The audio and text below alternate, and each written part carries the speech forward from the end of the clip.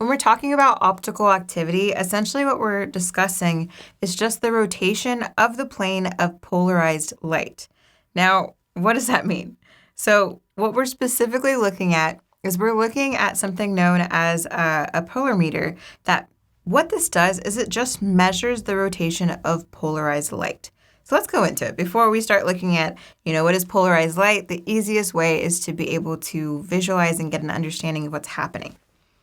So let's say we had some sort of ordinary light source overall, so a light bulb.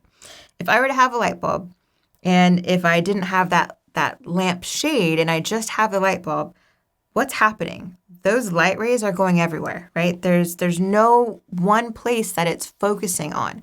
It's completely shining everywhere. Well, what if I were to place some sort of filter where the light can just go into that filter and focus on that